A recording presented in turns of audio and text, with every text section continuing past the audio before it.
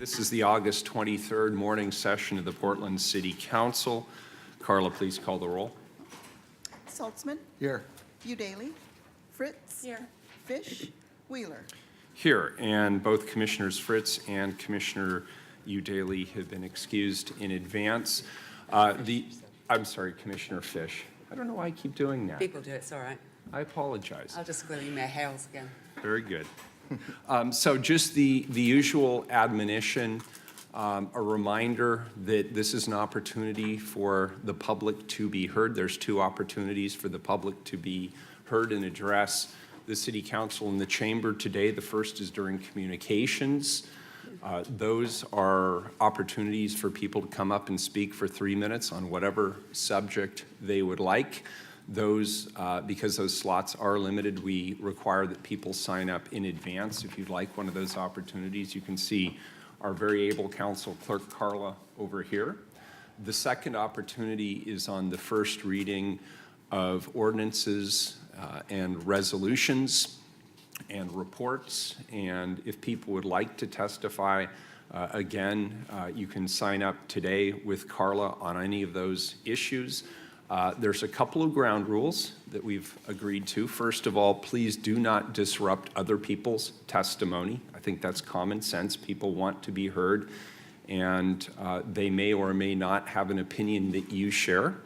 But we still expect people to be able to speak here and feel that they're in a respectful and safe environment where they can be heard. So please let people do their testimony.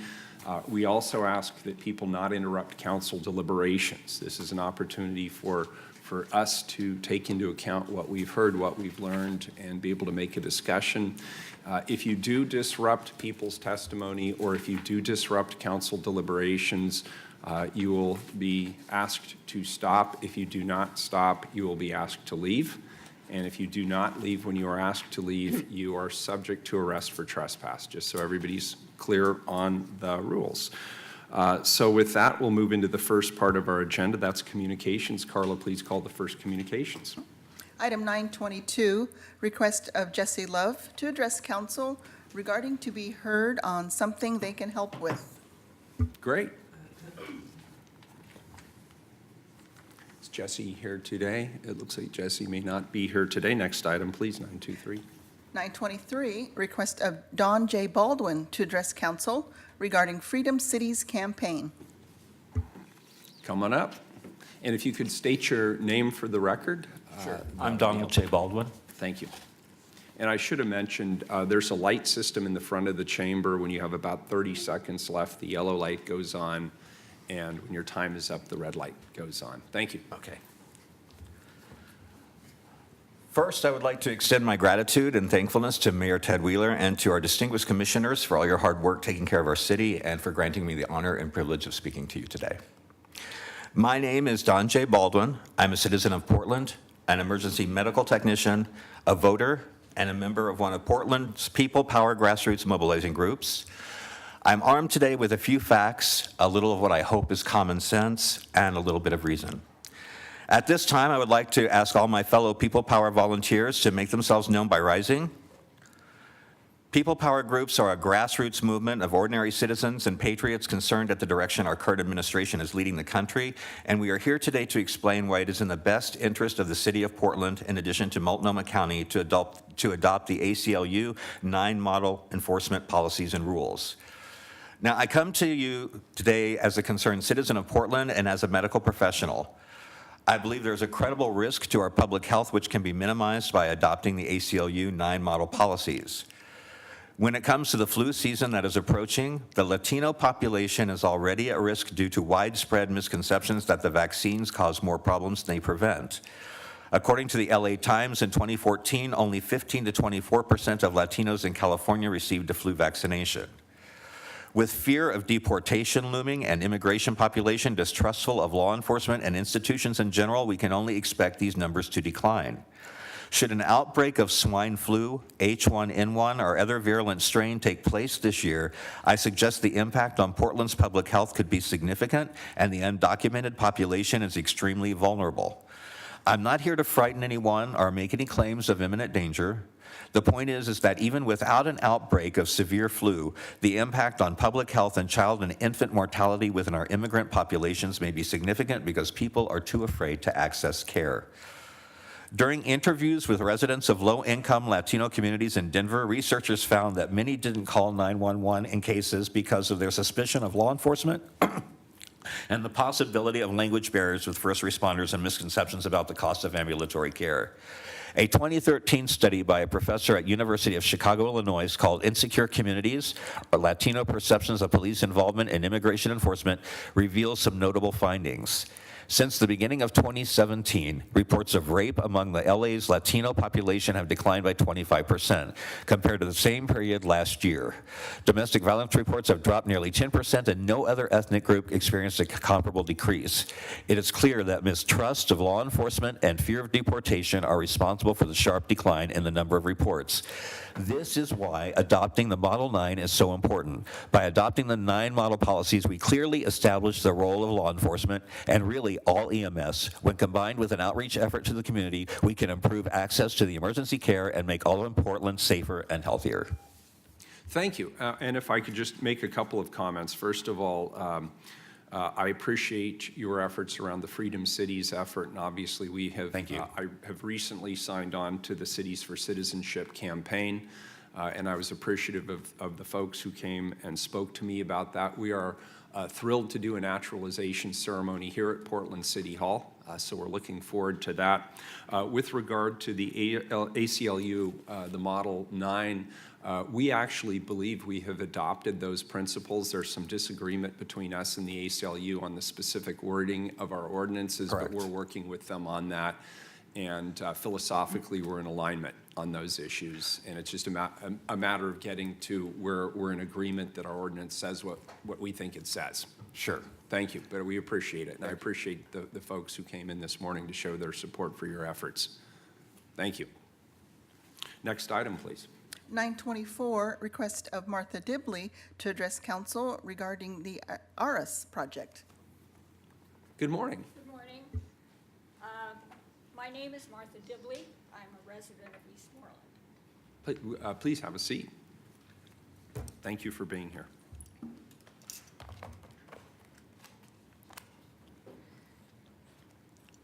Thank you for allowing me these 3 minutes. I think that this is an experience that I haven't had before. Mayor Wheeler and commissioners, your staff has provided you with the documents that I have provided as supporting information, and I think you have those on your. The Aarhus approach to the infill issue that's plaguing Portland provides small apartments for a reasonable price, designed for Portland city blocks 200 feet square. Each block module accommodates up to 160 apartments. This concept does not impact existing Portland neighborhoods, and it does not present zoning challenges. Used extensively in Europe, where real estate is really tight, it will lighten the burden and anxiety of existing house demolitions in established Portland neighborhoods and could provide up to 4,000 single-family units with the added benefit of large, safe green space.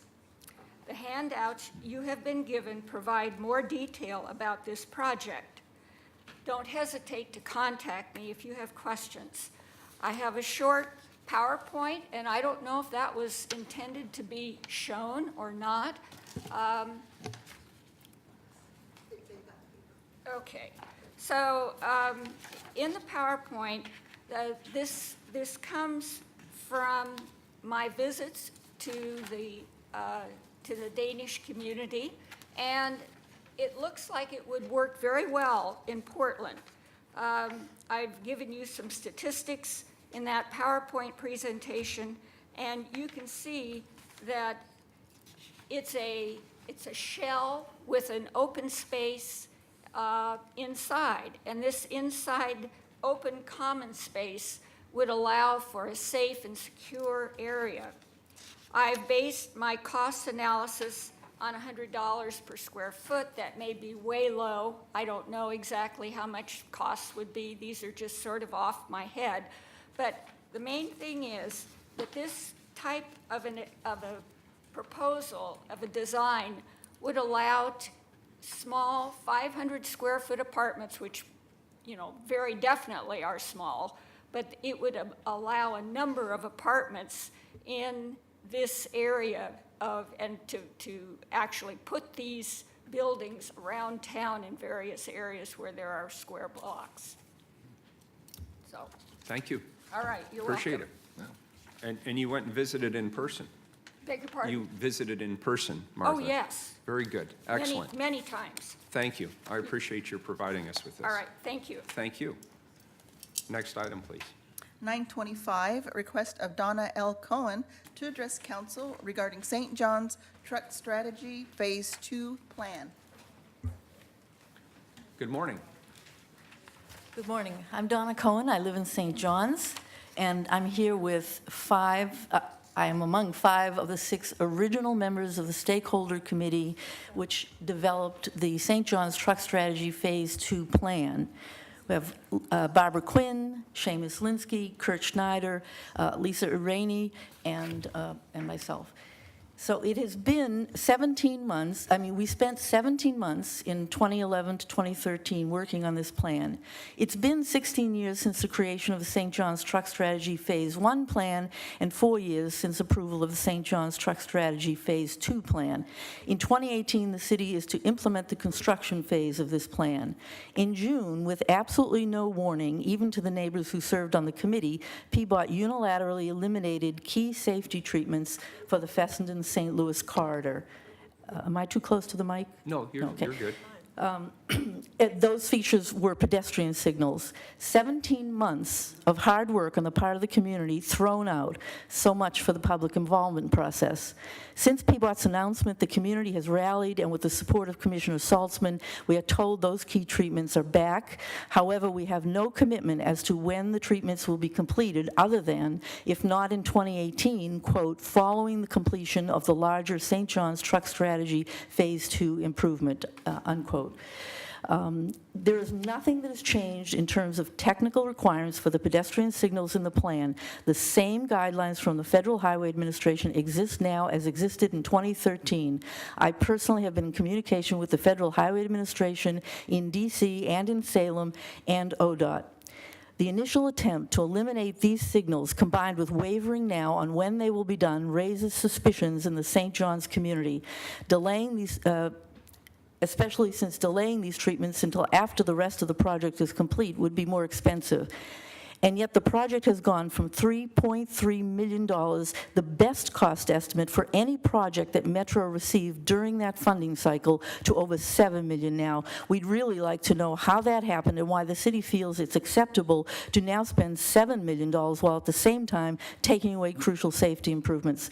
Public trust is a valued commodity to city government. We expect our city council to hold PBOT to its original commitment, a commitment we all worked hard to achieve, and to provide us assurance that all the safety changes to Fessenden and St. Louis will be completed in 2018.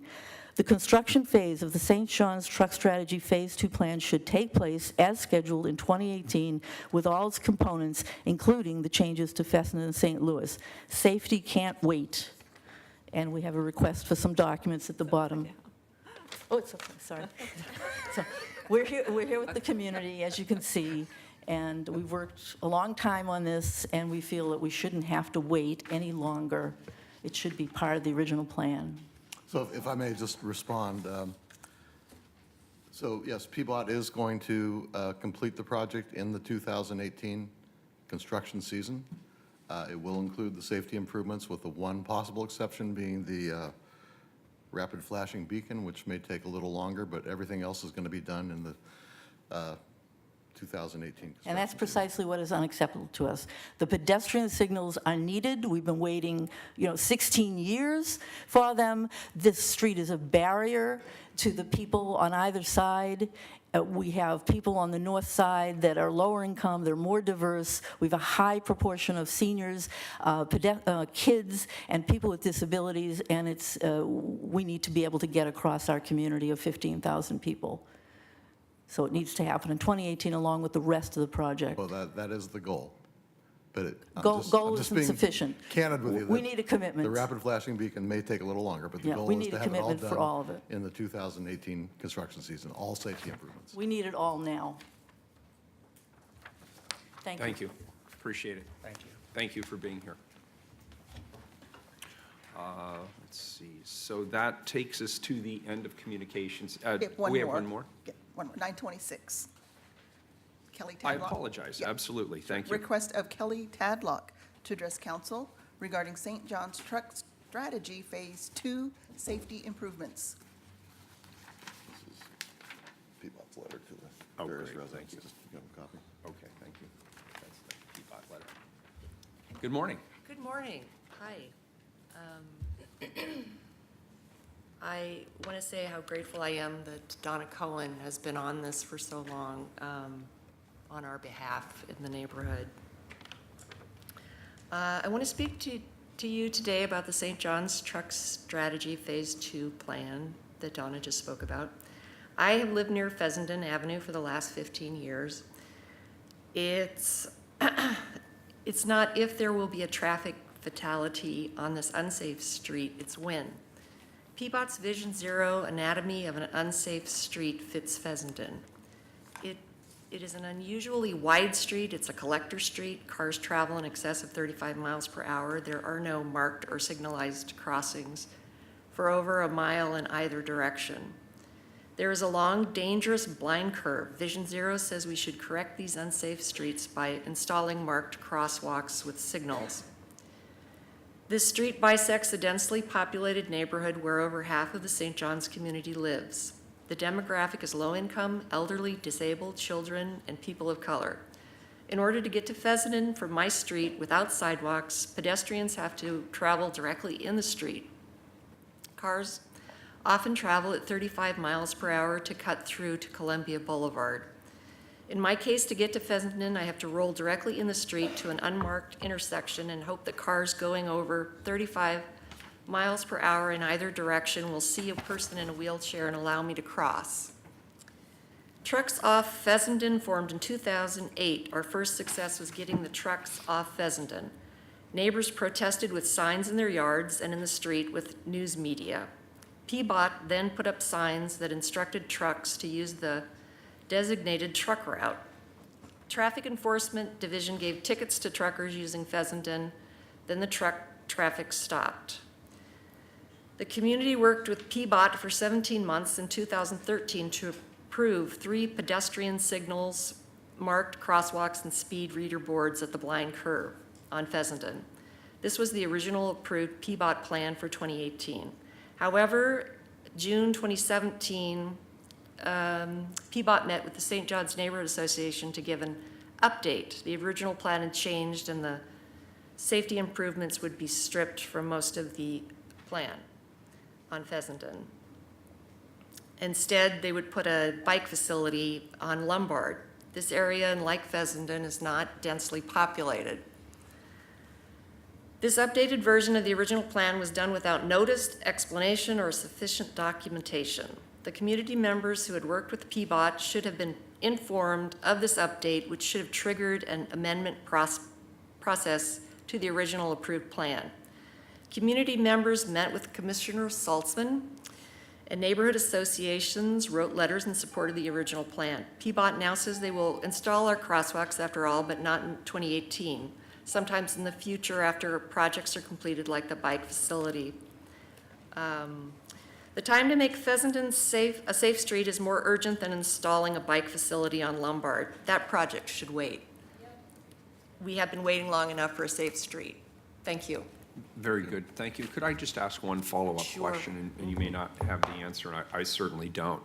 Do you know what the cause of the delay is for the flashing signal crossings? No, I have not been given any information on why that can't happen in Okay. 2018. Okay, I will certainly, I would appreciate I it. can shed some light on that. So as I said a minute ago, yes, our goal is to have those all installed in the 2018 construction season. The possible exception may be the Hawk Light beacon. And it deals with negotiations with the federal government about whether these things can be included and funded by the feds. it's a federal contractor, federal. Right. Okay. My understanding was that that didn't require a federal warrant. Yeah, well, I think we're trying to get the federal warrants if we can. But regardless, it's going to I happen. think Donna could speak to that, actually. Well, I don't know if we want to get into a lot of detail here, but Why not? The- It's the been safety- 15 years in the the making. safety Give them a few projects more are minutes. going to happen in It's 2018. important. We need it to happen before we have a traffic fatality. Well, it out sounds there. like we're all in agreement that we want the flashing beacons. Yeah, we So do. We let wanna- let me work with Commissioner Saltzman, we'll Yeah, dig we would a like little to get it deeper in and see if we can get to. 2018. Got That it. would be And it sounds like ideal. we're all on the record saying we're in agreement with that. Yeah. So let's see what the hangup is. Good, thank you. Thank you. I appreciate everybody who came in today. Easier to Thank get you. $4 million in And that grants is than the it is to completion, get a I believe, crosswalk. of the communications, correct? Yes, that's all. Very good. Let us move first to the, we don't have a consent agenda. Beautiful. Okay, so we'll move to the first time certain item, please. 927. Travel Portland 2017 presentation. Very good. Travel Portland, colleagues, is the city's destination marketing organization. Their job is to drive tourism and create economic development opportunities for people here in our city. Often, we don't think of tourism in exactly the same way we think about business recruitment, but those visitors' dollars put money in the pockets of businesses, both large and very small, in our community. And we know that Portland is a thriving startup and makers scene, which is enhancing the visitors' experience here and adds dollars to those businesses. For those of you who were here last week, we heard from some of the small business owners and operators in Ankeny Alley, and they certainly confirmed that. According to a survey by More Information, Portland residents rank tourism and tourists third behind technology and healthcare as creating the most economic success in the Portland area. A combined 86% of those surveyed said it was extremely or fairly important. Travel Portland also is charged with sharing the brand of Portland and ensuring it is authentic to the experience that visitors have here. And the board has discussed this work. They also know that through tourism, we export the values of Portland to other places around the country and around the world. How open and welcoming we are as a community is evident as you walk down the street and see locals helping tourists with their maps in hand get to the destination that they want to get to. Another area of focus over the last several years has been to dig deep into the multicultural meetings market and to ensure that all of Portland is well represented in promotional materials. And you'll see today using members of our local community to tell their true Portland experience.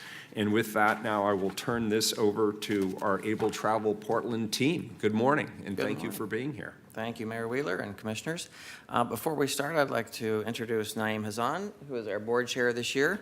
I'm sorry, can you also Naeem Hazan, who is, can you introduce yourself as well? For the I'm record? Jeff Thanks. Miller, the Thanks, president and CEO of Travel Portland.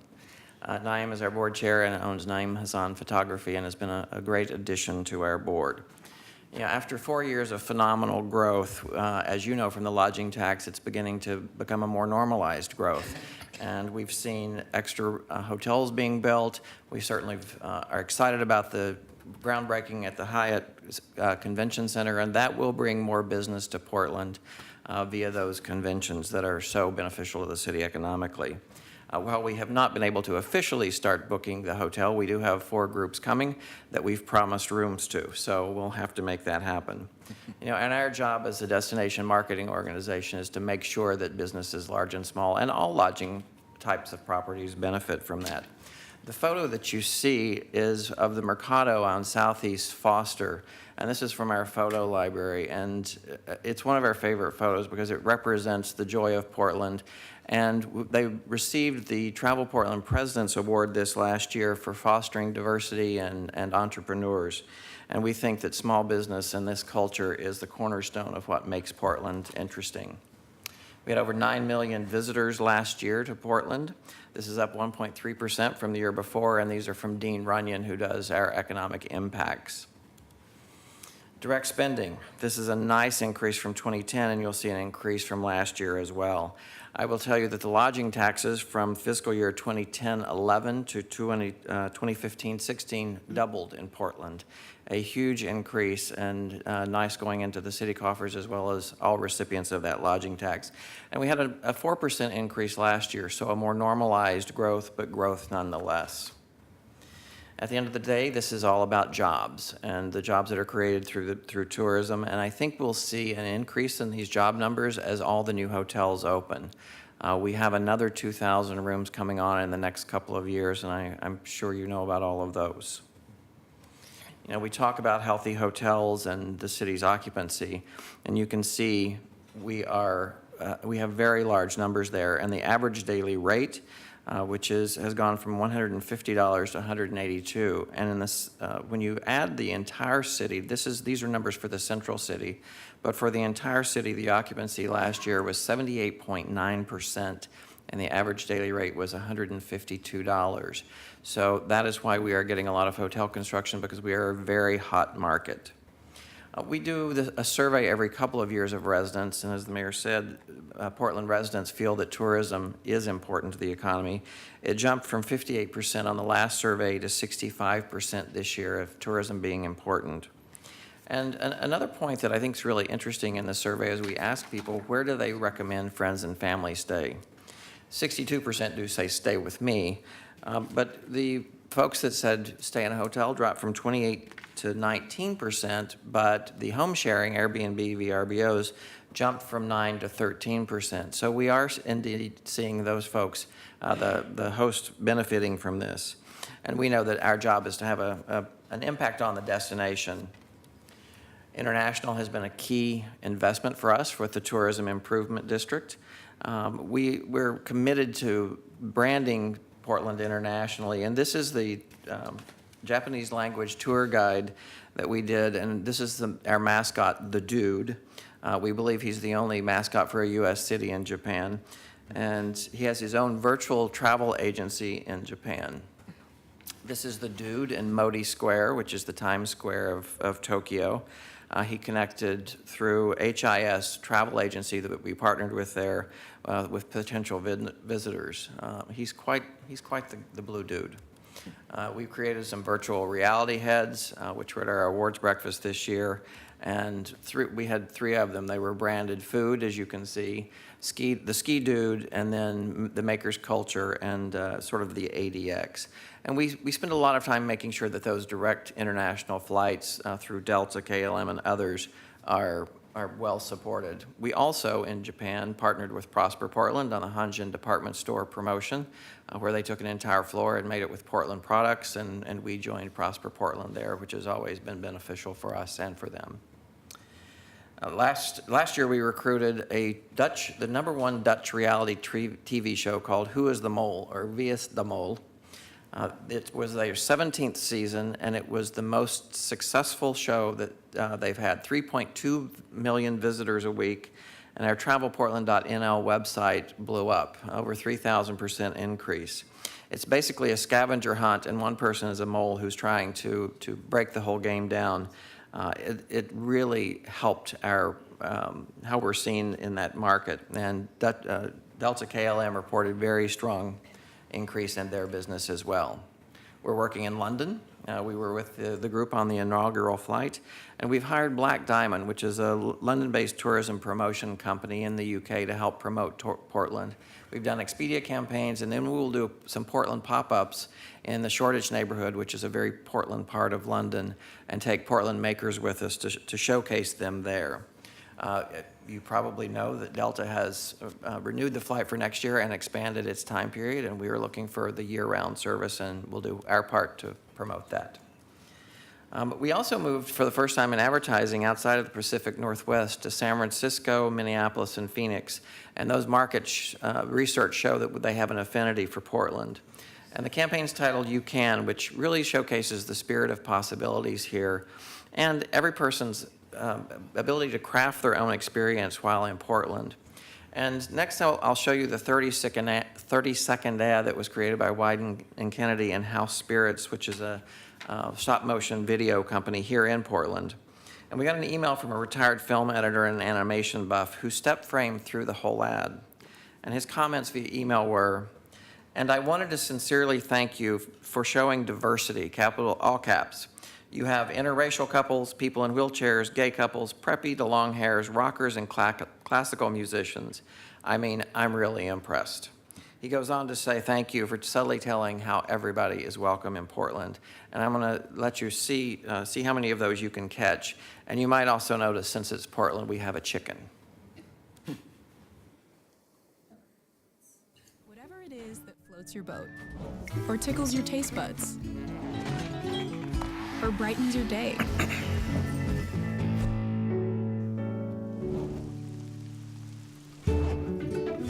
Even if you've never tried it before.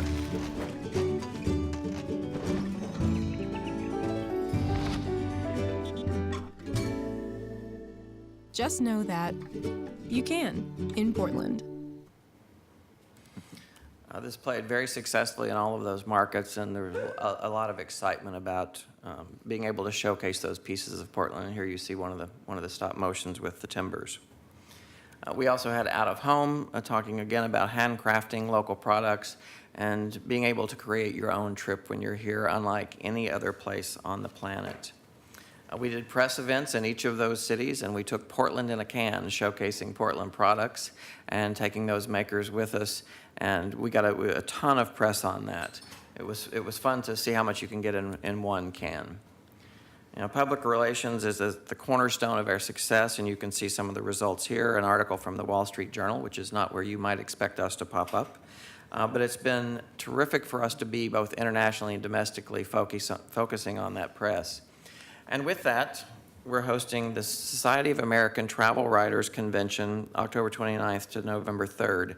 And with help from the Visitors Development Fund, which Commissioner Fritz and Fish sat on, they were able to help us financially with that. And it's an organization of the premier travel writers in the country, both writers and public relations officials in the travel space.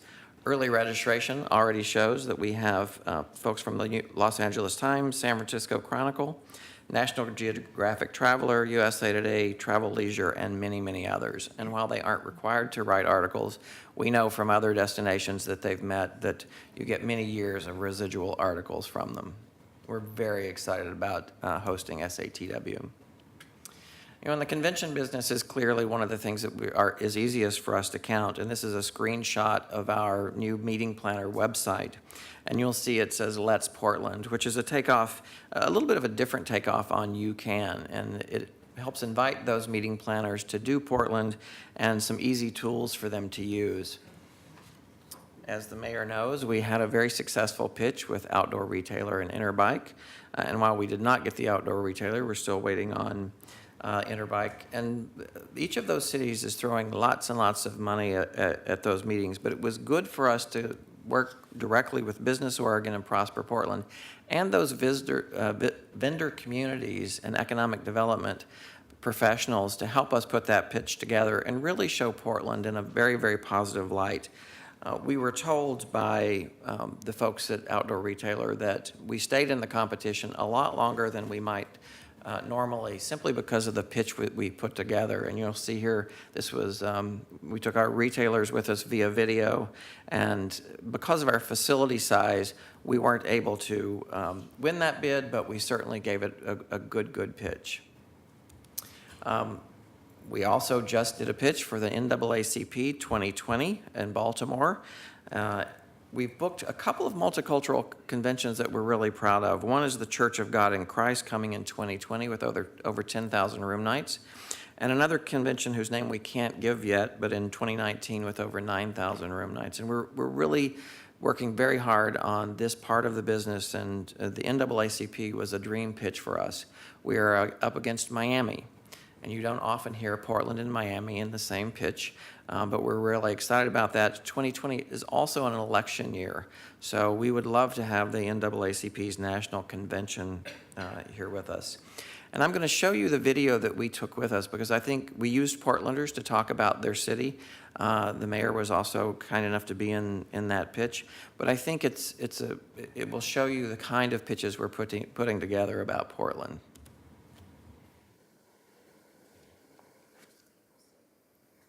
In Portland, I don't see color. We cannot relate if you don't understand it's different. That we are still so stuck in the isms that we can't grow.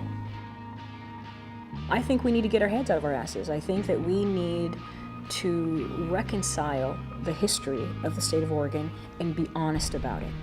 The past is pretty ugly.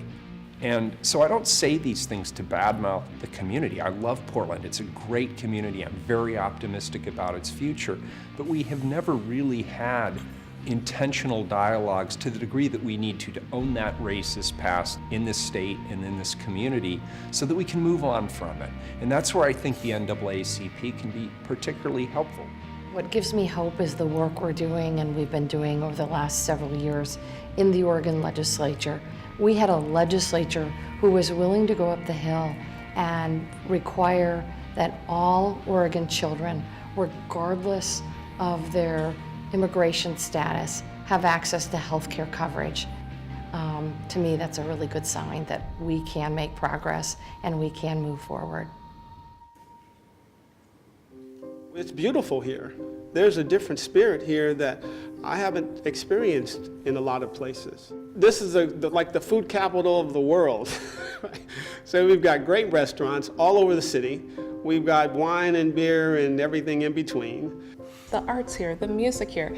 My husband is from New York and he's a musician, and when he moved here, he has been amazed at the musicianship here. We have what we call our Columbia Gorge, which is absolutely gorgeous. We have waterfalls and beautiful Columbia River, and then you head west toward the ocean, and it's heaven. Coming to Portland, you know, I pretty much felt at home as far as being amongst a creative community, as well as, you know, just being introduced to so many other creative outlets that I, you know, wouldn't have been exposed to otherwise. Out here, it's like, where are you from? And you know, why do you do what you do, or what makes you happy? So in general, everybody's very accepting.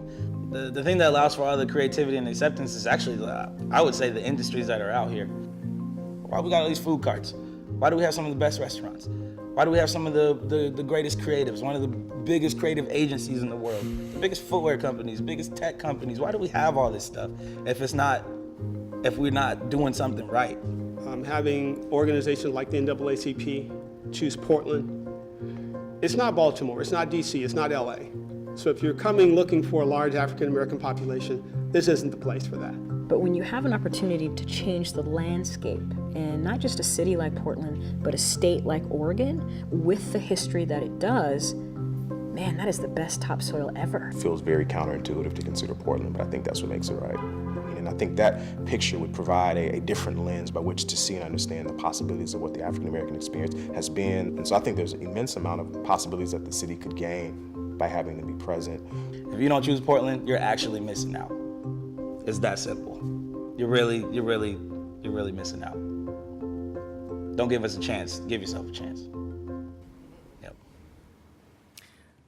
I love how he finishes that up, and I think it's so incredibly well said. Commissioner Ray Leary from the Merck Commission did a very good job of talking about the need for the NAACP to come to Portland and create a dialogue with us. And we were very honest about the community we live in and the community that we want to live in and how they can help us do that. So we were really proud of that pitch, and I was proud to be with the team making that pitch.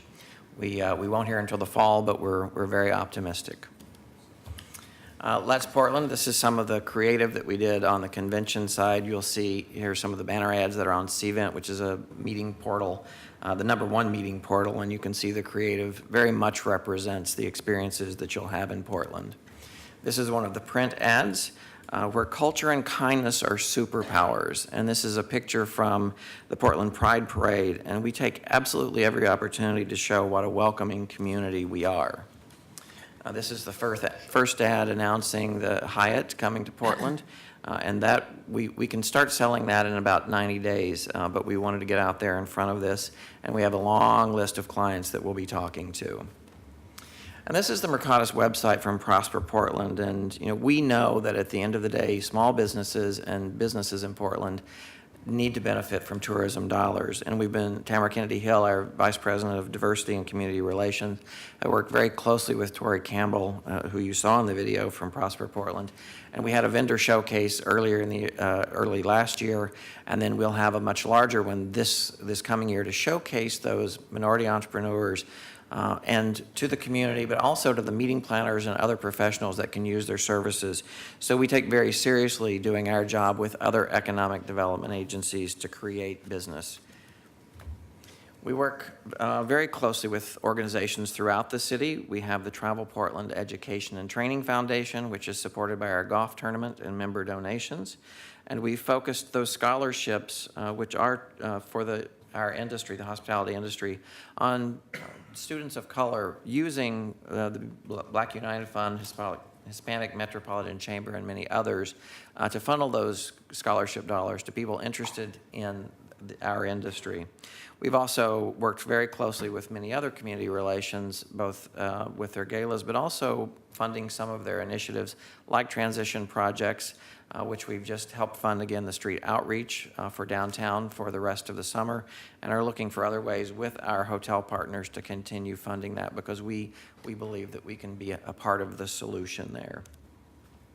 As we look forward to the future, we are working on the tourism master plan because we want Portland to be a great city for its residents, as well as a great place to visit. And Mayor-elect Wheeler met with residents when we started this project a little over a year ago, and we're now in the second phase of that, where we've looked at what the tourism assets are and how do we position ourselves for the future. We're not Venice or Barcelona yet, but we want to make sure that we do a really good job of selling this place and making it welcoming for all. And with that is my presentation. Thank you. Thank you, Jeff. Thank you. Colleagues, any comments? Thank you. Well, Excellent yeah, presentation. I'd say as usual, your very impressive presentation and very impressive activities that Travel Portland is involved in, and Thank you. you're doing a great job. So Thank you. Appreciate it.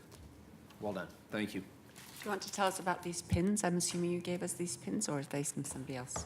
Yep, those are from us. That's the Let's Portland pin. They are great trade show giveaways, but it's that Let's Portland. Let's bring your meeting to Portland, and fun sort of lapel pins for folks to pick up at our booth and remember us whenever they go. Thank you very much. You're welcome. Very good. Thanks, Jeff. It's good seeing you. Next item, please. Time certain, 10 a.m. Item 928, create a local improvement district to construct street, sidewalk, and stormwater improvements in the North Settle Road Local Improvement District. Commissioner Saltzman. Thank you, Mayor. A quick review here. A first reading of this proposed local improvement district formation ordinance was held on July 12th, 2017, right here in City Council. Consideration of the ordinance was postponed to August 23rd to allow additional time for a privately funded engineering study to be completed. A property owner meeting to discuss the draft findings of the study was held on August 7th, and the chief engineers of the Portland Bureau of Transportation and the Bureau of Environmental Services attended this meeting. A final version of this private study was completed on August 16th and is being incorporated into this ordinance. PBOT and BES desire the flexibility to implement as many of the study recommendations as possible, with authority to implement changes delegated by council in lieu of a requirement to hold an additional council hearing after the formation of the local improvement district. Of note, both BES and PBOT have mutually agreed to provide additional funding of $500,000 each to defray the property owner's cost of the LID, subject to certain conditions. And I'd especially like to thank Commissioner Fish and the Bureau of Environmental Services for stepping up to help here. The joint financial participation of both bureaus will provide significant financial leverage, effectively doubling their respective investments in the much-needed new stormwater and transportation infrastructure, and providing some financial relief to property owners. LID Administrator Andrew Abbey will walk us through the ordinance, and then I believe we'll hear from property owners as well. Thank you, Commissioner Saltzman, for the very good recap. So you have some proposed amendments in front of you that would incorporate Exhibit H into the ordinance and accept the additional funding for the LID subject to certain conditions. So wondering if we could start with the roll call on the amendments, and then I'll explain how that would have a financial effect on the property owners. Do I need to move the amendments, or? Somebody explained those amendments already, I'm sorry. Yeah, so the amendments, Carla, incorporate Exhibit H into the ordinance, and then it contains some directives in here that allow administrative decisions to be made about some of the scope changes and the additional funding without having to return to council for additional council approval. I'll move those amendments. Second. Commissioner Saltzman moves the amendments related to Exhibit H. Commissioner Fritz seconds. Why don't we go ahead and leave that open, and we'll hear the testimony, public testimony, before we take a vote on the amendments, but I'm sure there's not an issue. Okay. Thank you. So I'll be very brief this morning. So Mal Foster Alongi did a study and made some good recommendations as far as changing the scope of the LID, and BES and PBOT are committed to implementing as many of those recommendations as possible. So with your approval of those amendments, we will end subsequent LID formation next week on August 30th. And when we move forward on designing the LID, we'll incorporate as many of those amendments as possible. Just to kind of put this into perspective, when we brought the resolution in front of you in May, we had a $8.5 million LID amount. With these amendments, the LID amount would decrease to $7.2 million. And we think that based on a range of options with the Mel Foster study and best case scenarios, that we may actually get the LID amount down to a range of $3 million to $4.5 million. So potentially, we could complete this LID with property owner savings in the range of 50 to 65%. But we still are budgeting prudently based on an abundance of caution, because we have some engineering steps we need to go through yet to confirm, for example, that we can do local stormwater infiltration. But it's been a very collaborative process, and I appreciate the council giving us an extra couple months to have this dialogue with the property owners. Thank you. Thank you, Andrew. We're ready for testimony? Yes. Okay. Very good. Public testimony? Yes, we have 8 people signed up. The first 3 are Tony Lemon, Steve Taylor, and Mike Jenkins. And just a reminder, state your name for the record. We don't need your address.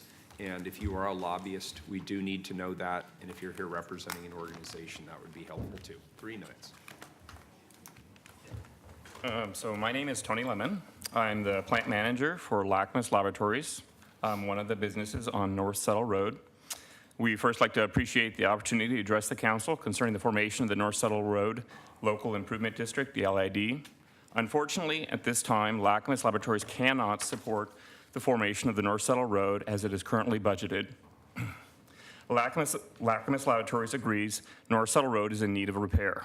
However, we oppose the LID as currently proposed because we believe the financial burden imposed on the property owners far outweighs the benefits. The scope of the LID as currently budgeted is overbroad and too conservative, and we believe that the primary goals of street improvement and stormwater management can likely be attained for significantly less expense. An analysis of alternatives for street improvement and stormwater management is merited and should be incorporated into the budget prior to any council decision on the LID. Of course, we are grateful for the city's proposed $2.4 million funding contributed to this project. However, we are a small business, as are a great majority of businesses on North Settle Road, and the current budget of the LID improvements is $9.6 million. Even with the city's proposed $2.4 million contribution, we simply can't afford to pay our share. Even if paid in monthly installments, the financial burden would be overwhelming. If required to do so, it is possible that we would need to lay off employees, sell the property and relocate, or take other even less desirable measures. Over 70% of the properties on North Settle Road submitted official remonstrance letters or objections not supporting this budget, so I know Lackmus is not alone. In order to obtain a more realistic cost estimate, we, along with several other property owners, retained Mull Foster Engineering to analyze the proposed LID. Given the information provided by the MFA engineering study, their revised $3.9 million to $4 million cost estimates, and the city's acknowledged changes to their initial proposal, we respectfully request the mayor and city council to limit their approval of the formations of the LID at a budgeted amount that is aligned with MFA's recommendations and not to simply push through the conservative $9.6 million LID. In summary, there's a definite need to improve North Settle Road, but we ask that the council set limits to PBOT's budget that are aligned with the engineering data provided by MFA and affordable to the property owners on North Settle Road. Thank you. Thank you. Could I just ask one follow-up question? What was the budget proposed by MFA? $3.9 to $4 million. Thank you. Appreciate it. Good morning. Good morning. Mr. Mayor and members of the council, thank you for the opportunity to submit my testimony. My name is Steve Taylor. I'm a professional civil engineer and the president of Mull Foster Longy, an engineering and environmental company located in Portland.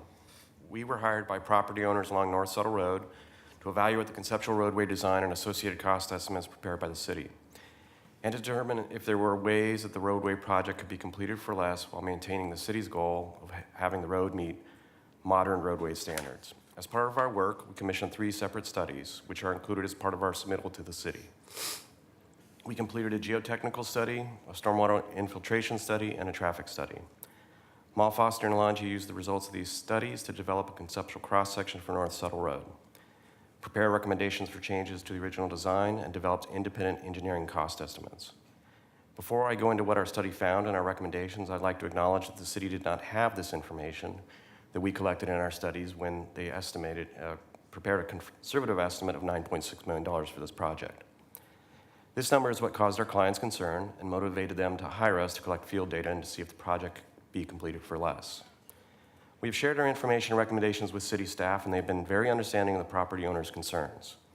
They've also been very cooperative and professional in their action with us and our staff, and I would be remiss if I did not recognize Mr. Andrew Abbey and the staff of Portland Bureau of Transportation. They've been a pleasure to work with and have the same desire of completing a project that is functional and providing good value to the citizens of Portland. Through our studies, we determined that the following cost-saving measures are viable and should be pursued. Stormwater infiltration is viable and could eliminate the need for conveyance piping and discharge of stormwater to the Columbia River. Infiltration testing and runoff calculations showed that infiltration is a viable option for dealing with stormwater along North Settle Road. Additional work needs to be completed to show that historical contamination from industrial uses does not exist in the infiltration areas, and we're working on a preliminary assessment of this issue right now, and we'll be presenting our findings to city staff in early September. The width of the proposed roadway should be reduced from 36 feet to 28 feet. The City Transportation Plan, TSP, defines a minimum pavement width for a local access traffic street as 28 feet. When the street is not in a pedestrian district, no additional bicycle lanes are required, and North Settle Road meets both these criteria. We suggested that the separated pedestrian connection between North Settle Road and Marine Drive should be removed. It is not necessary and was more of an outcome of needing to require right-of-way for a potential stormwater outfall. This outfall is unnecessary if infiltration is pursued.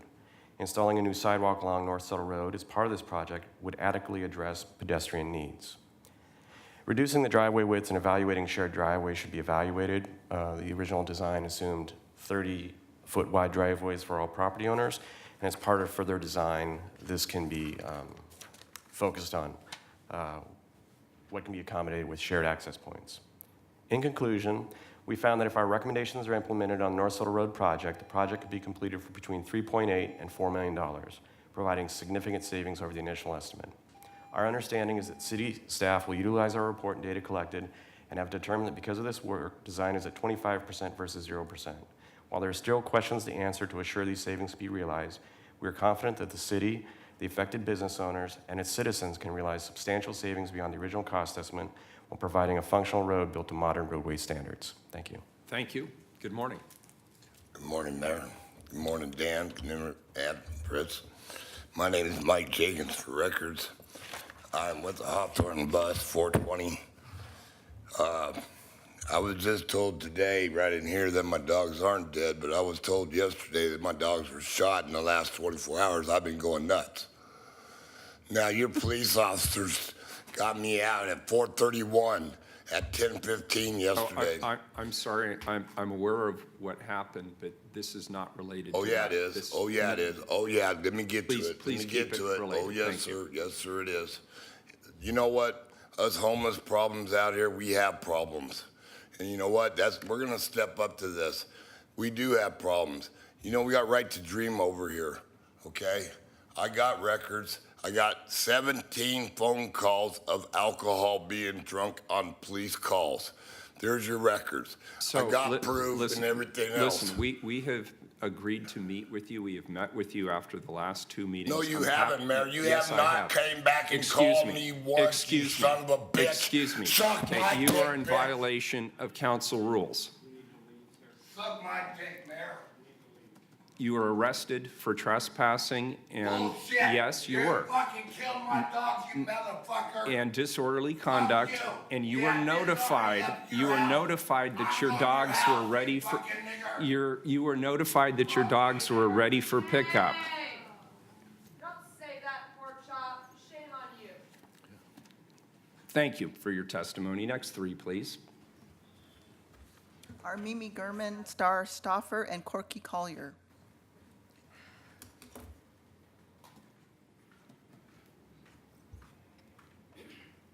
Good morning. Good morning.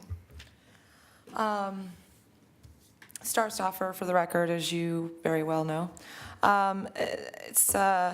I oppose this project simply because, number one, I don't understand how PBOT has the funding to make improvements that a neighborhood clearly does not want, or nor can they afford, but they can't put in a crosswalk. And number two, I oppose it because every single time you give the go-ahead for anybody in this city to develop or improve anything, the houseless get shuffled around, arrested, swept. Just on the way here today, we were watching cops harass houseless under the bridge on Waterfront.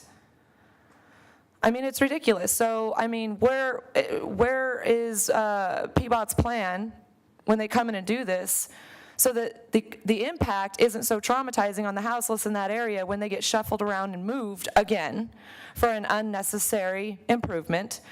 Where is PBOT's plan to reduce the impact on this neighborhood and whether or not they can afford these improvements, especially when we're sitting in the middle of a housing crisis?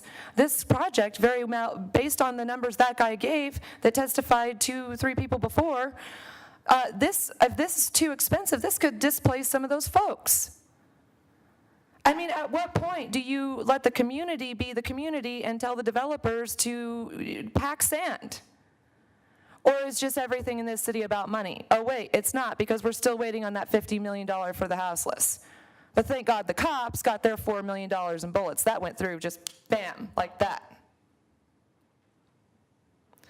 I agree with almost everything Pork Chop said, except for that last disgusting part.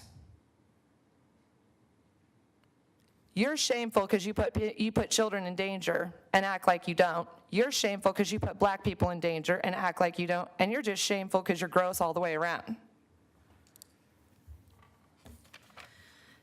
So, again, I would just remind people, please keep the testimony germane to the issue at hand. I think we can all handle that. I was pretty well on topic. Thank you.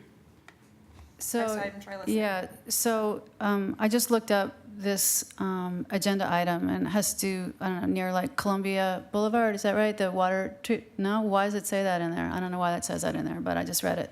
Anyway, it doesn't really matter. What matters is that people want to do all kinds of building and rebuilding, and we can't get a crosswalk, but, you know, people can come here and ask for millions of dollars to do, you know, sidewalk repair for water treatment or whatever.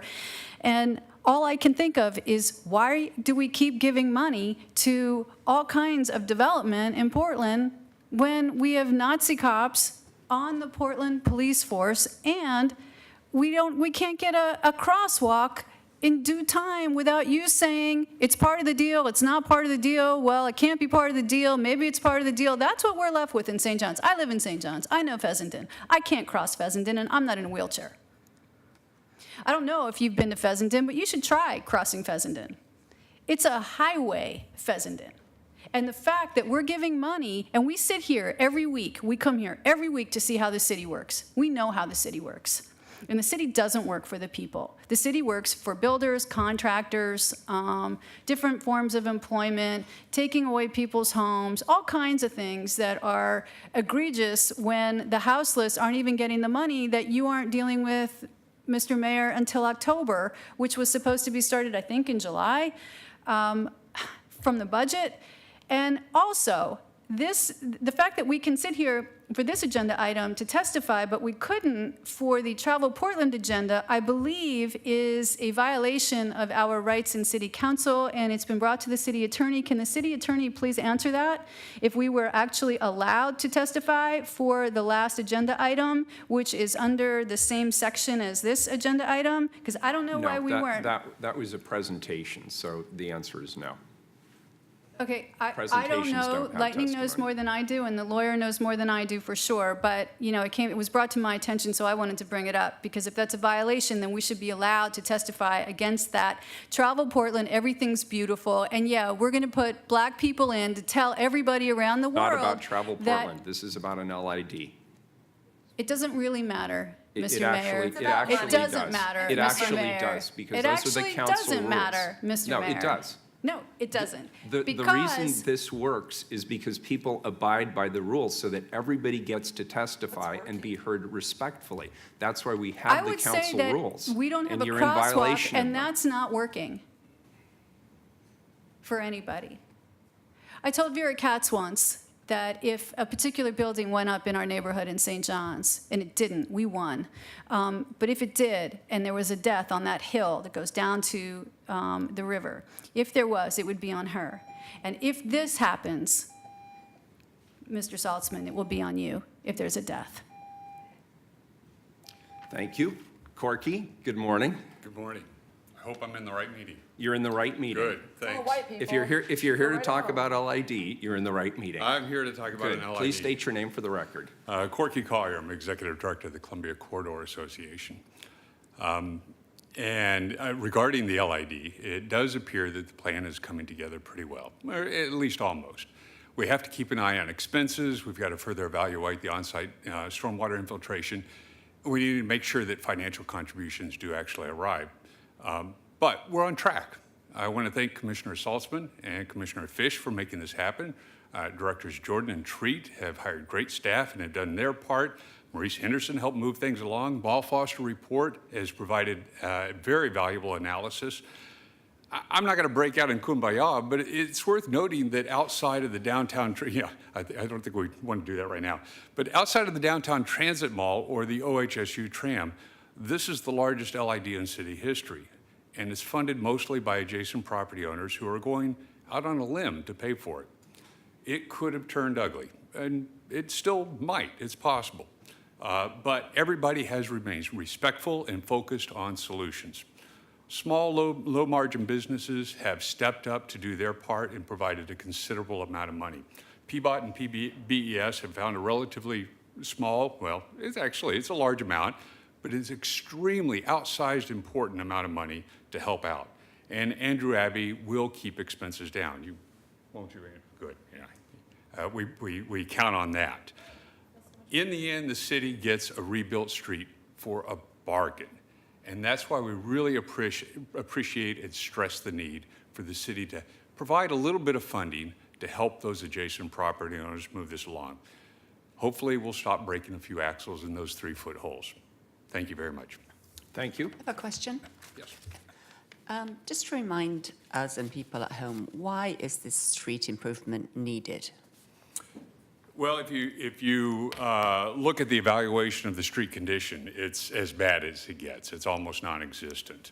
If you go out there when it's raining, of course, the rainwater fills these really massive holes. When I was out there this last winter, a truck driver stopped by and started chatting with me and said, yeah, that one up there is about 6 feet deep right over there. Yeah. We do have a lot of streets that fit that description all over the city. Why is this particular one that you and the Columbia Corridor support getting done? You know, you're right. We do have a lot of streets. I'm not sure that we have very many that are in this bad a condition, but we do have unpaved streets. We do have a lot of needs. The reason this is important for the city is that most of the financing is coming from those adjacent property owners. So the city's really getting a bargain.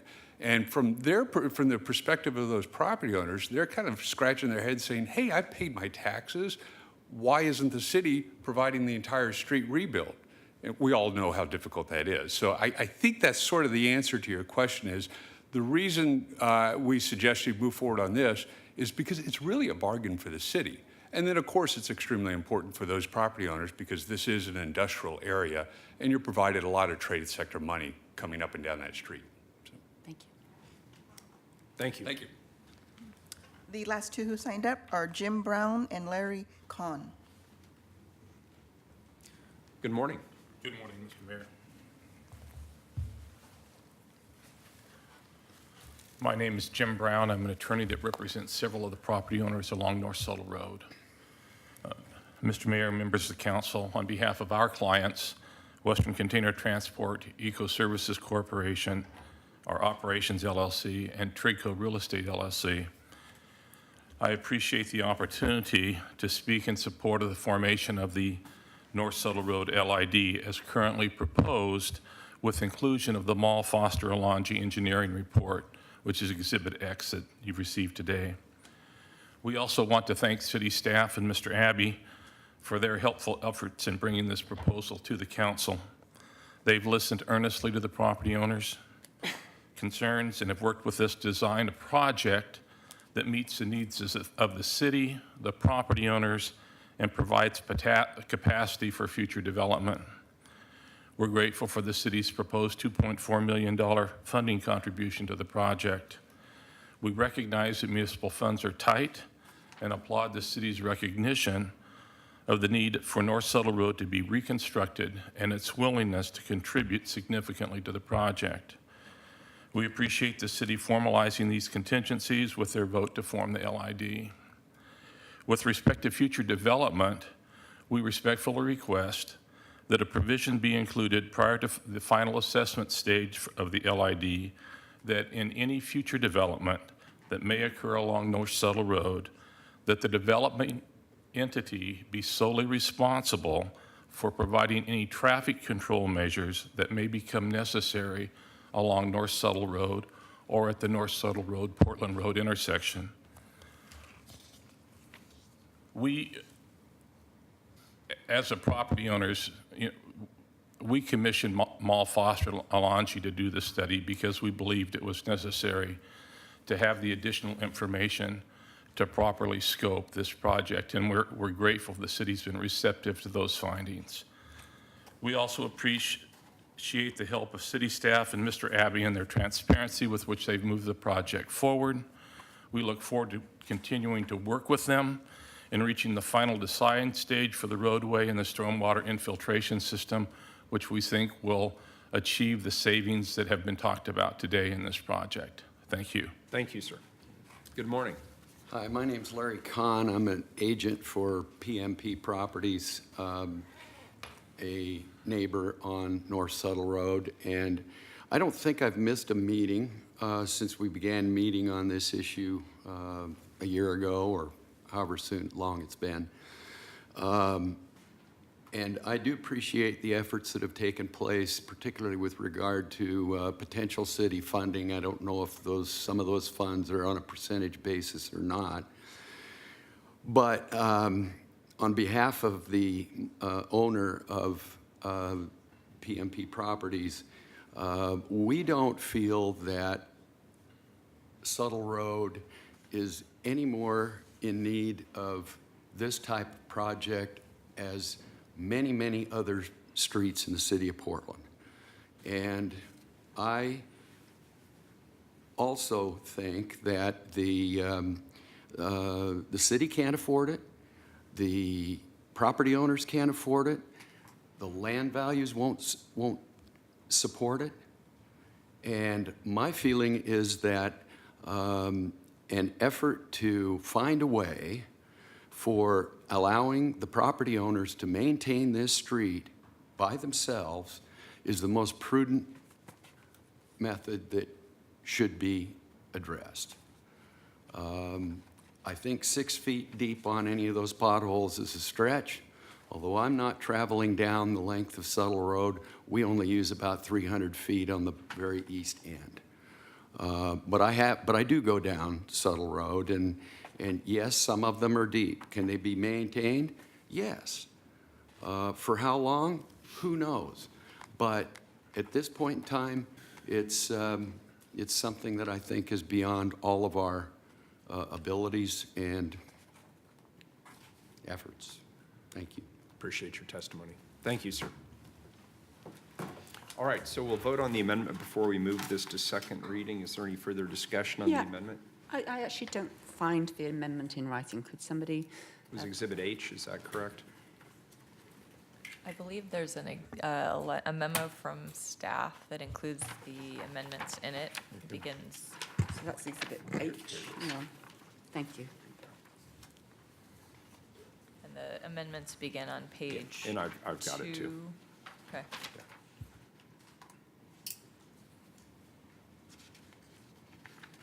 So the goal right now is for you to take the study, the Mal Alongi study, and further refine the cost estimates.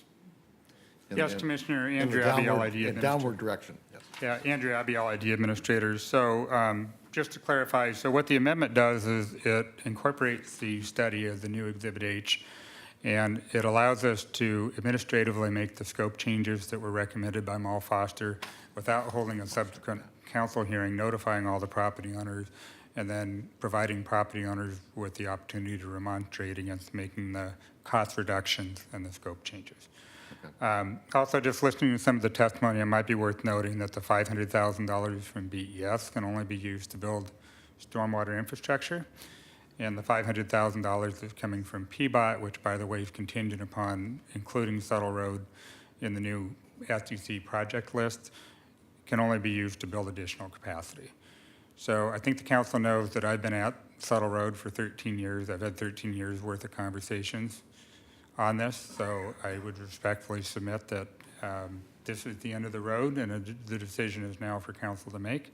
If you approve this ordinance next week, we will be ordering a survey, and we will be including the property owners throughout the design process. We will continually update the estimates of the project, and we'll share that with the property owners. And if Settle Road in the end is improved, then we'll have to find some other street to be labeled as the worst road in Portland, because Settle Road will no longer fit that category. So I very much appreciate the council's consideration of improvements to North Settle Road. Commissioner Fritz? Thank you for your explanation of that, and certainly 13 years of working on possibly the worst street in Portland is significant. I'm actually a little bit concerned with Mr. Collier's description of it being a good deal for the city. Usually we look to it being a good deal for the property owners. And why are you not going to go away and redo it and then come back to council?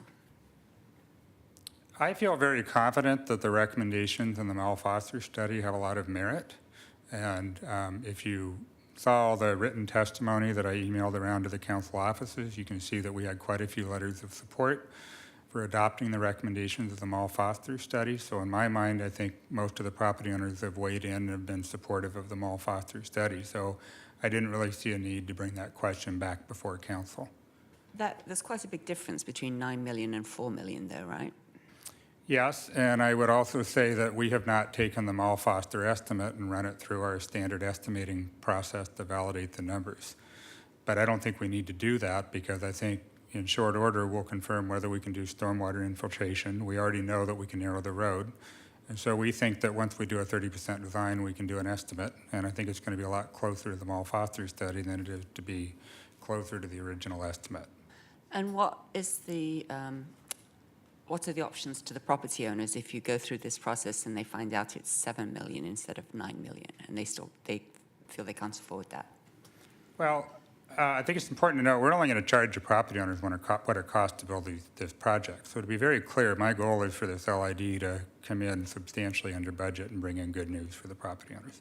And if it doesn't, if it happens to come in at 7 million, which some of the testimony we heard today said, actually we'll put up with the road if it's going to cost that much because we simply can't afford it, what would be their options at that point? Well, that's precisely, Commissioner, why we baked in the additional PBOT and BES funding. So that in a worst case scenario, if we couldn't adopt any of the recommendations of the Mel Foster study, that we could incorporate those. But again, I want to stress, part of the savings is narrowing the road, and there's very little debate that we can narrow the road in accordance with their wishes. So really the pending item out there is the stormwater infiltration in lieu of the outfall.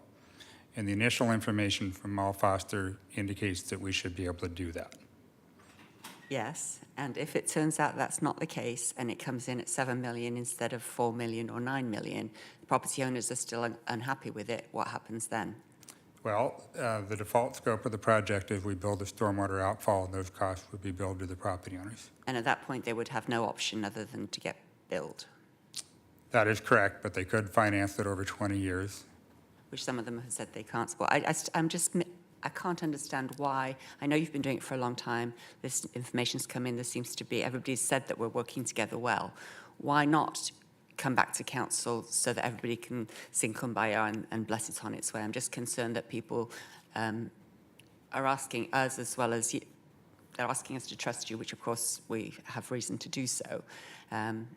They also have a right as part of this hearing, which my understanding of the amendment is, we might take away that right, that there wouldn't be a final vote by the council public hearing.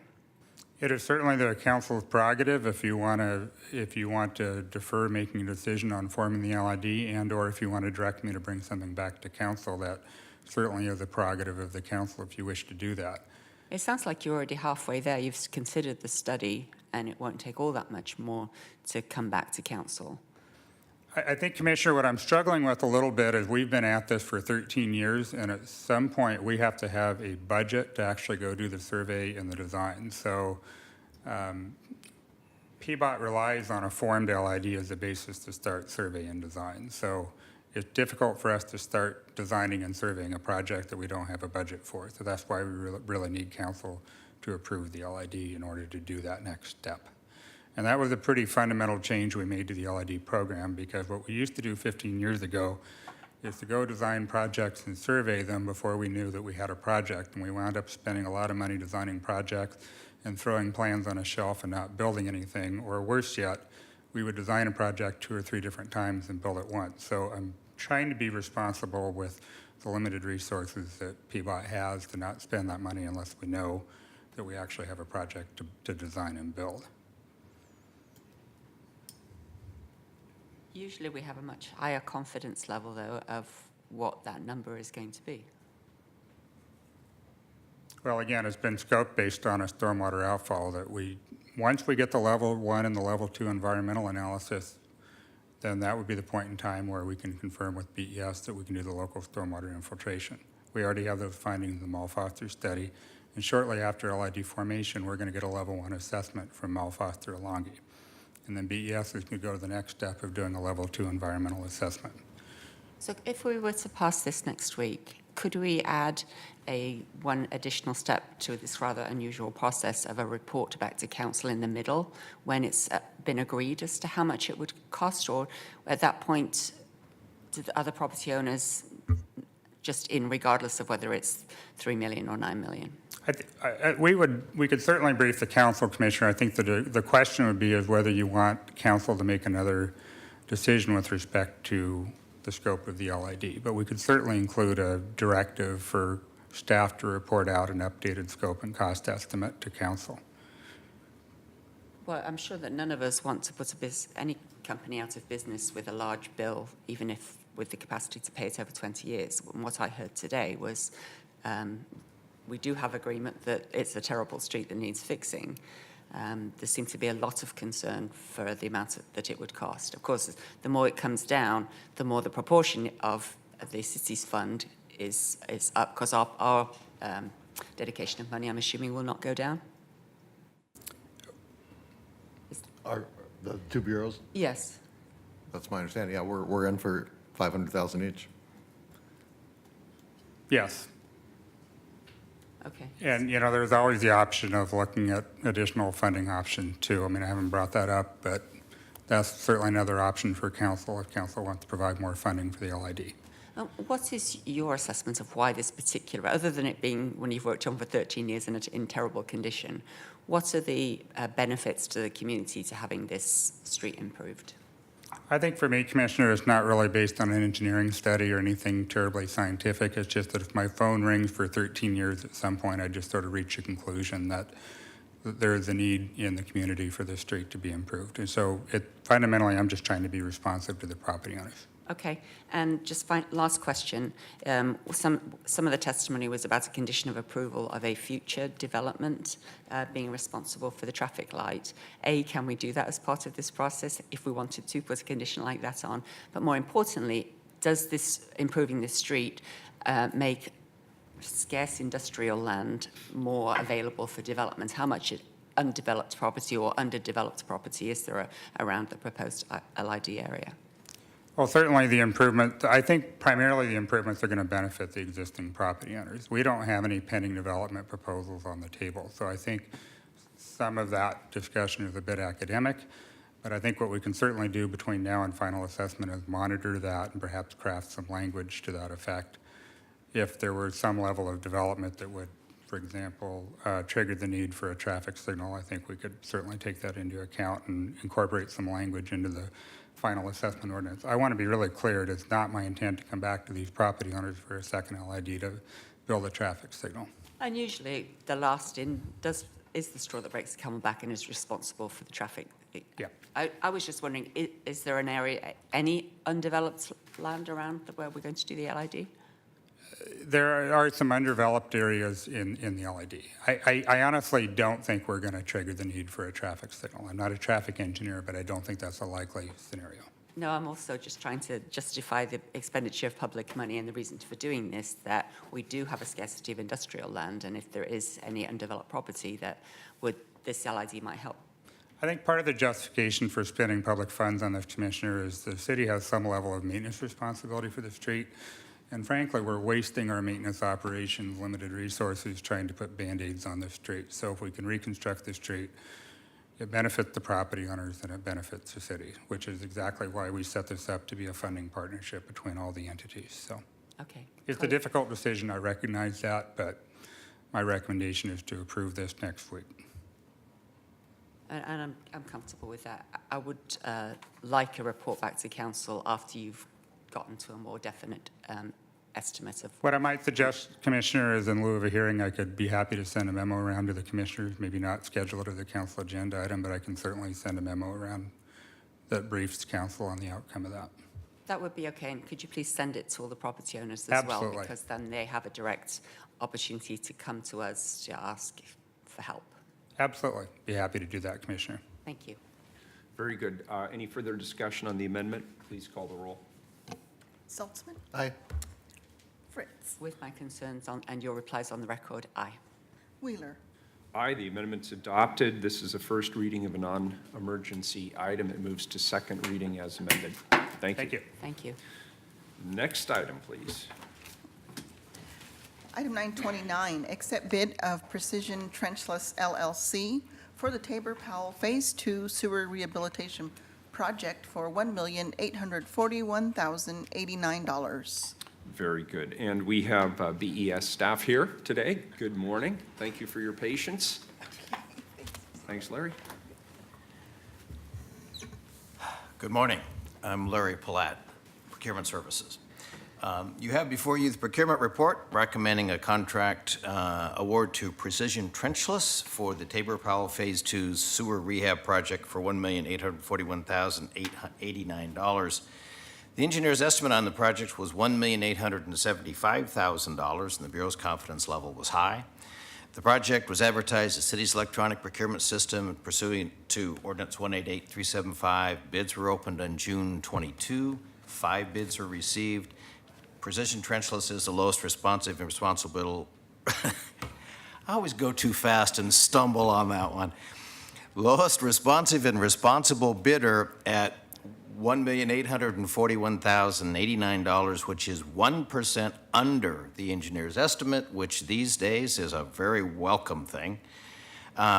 BES and Procurement Service identified an aspirational goal of certified DMW ESB subcontractor supplier utilization at 20% of the hard construction costs. There is a total of $420,574.25, almost 23% certified firm participation on the project, apportioned as follows. It is a women business enterprise at $420,574.25 doing site work and excavation. Precision Trenchless is headquartered in Schenectady, New York. They are not a state of Oregon certified DMW ESB contractor. They have a City of Portland business tax registration. They are EEO certified and are in full compliance with all of the city's contracting requirements. If council has questions regarding the bidding process, I can answer those, or Scott Gibson from BES is here with an interesting story about the project. An interesting story. Let's Yeah, hear it. Actually, good morning, Mr. Mayor, City Council. I'd like to briefly just take a second to talk about this contract that we advertised. Your project manager, Ms. Colleen Harold, did a lot of outreach to vendors who are selling a new technology, which is UV light cured in place pipe. It's a technology that's going to save us a lot of money. And we have been trying to get that technology involved basically in our community for a long time. And Colleen reached out to vendors all across the nation, and she was successful at getting 5 firms to bid. She successfully estimated what this new technology would cost, and actually ended up with a firm with an excellent participation rate with a local women-owned business as a contractor. So we don't always have these successes, but in this case, we took a risk as an organization, and I think this bidder coming in is going to encourage or force our current vendors to up their game a bit and adopt this newer technology, which is the UV light cured instead of the heat cured pipe relining. So I think that's a really good story, and I just want to take a minute to share that with you. Very good. Thank you. Any further questions? Very good. Public testimony on this item, please. They all left. I'm sorry? They all left. All right, very good. I'll Actually, I accept do the- have one question. This new UV technology, is it now becoming an industry standard? Is it something that's been tested and proven? It is. It doesn't have quite the long history of what we call the heat or thermal cured, but it's an excellent product, a high-quality product. It cures faster, it allows us to get our customers back in service sooner, and has several other advantages in addition to it doesn't have some of the chemical off-gassing that we experience with the lining. So it's safe and reliable, but it was just an issue of the current vendors not wanting to upgrade their capital investments and not wanting to spend a bunch of money on new light streams and newer materials, and so this is sort of encouraging the market to do that. Thank you very much. Very good. I'll accept a motion to accept the procurement report. So moved. Second. Commissioner Fritz moves, Commissioner Saltzman second. Please call the roll. Saltzman, Aye. Fritz, Well, thank you both for your presentation. Aye. Wheeler. Aye, the procurement report is accepted. Next item, please. 9:30, approve findings to authorize an exemption to the competitive bidding requirements and authorize competitive solicitation using the alternative contracting method of design build, and authorize payment for construction related to the Columbia Boulevard wastewater treatment plant wash water and hypochlorite piping replacement project for an estimated amount of $4 million. So we've already taken testimony. This is a second reading. Please call the roll. Saltzman, Aye. Fritz. Aye. Wheeler. Aye. The ordinance is approved. Next item, please. 9:31, authorize Portland Fire and Rescue to provide limited fee-for-service patient transport under unique and unusual circumstances and authorize application to Medicare as ambulance services provider. Commissioner Saltzman. Thank you, Mr. Mayor. I don't see Chief Ken Burns here, who is going to make the presentation on this item. Why don't we, do you want to skip it, or do you want to maybe give we us can a skip it. description? We'll find him. Okay, very good. We'll skip to the next item, please. Okay. 9:32, authorize a competitive solicitation and contract with the lowest responsible bidder and provide payment for construction of the Sunnyside East Reconstruction and Green Streets Project, number E10370, for an estimated cost of $2.64 million. Very good. Good morning, gentlemen. Good morning. Good morning. Chief will get with you next on this. Thanks. Okay. All right. Good morning. My name is Scott Gibson, and with me today is Ruben Gonzalez-Baird, who's your project manager on this effort. We are here asking for authorization for a construction contract on a sewer rehabilitation program or project. We have two today. They're back-to-back. As engineers, we see sewers fail in two main reasons. One is they're too small and they can't meet the demand of the storm and sewage combined, and they result in flooding to people's basements or surface, and that's a health risk to everyone.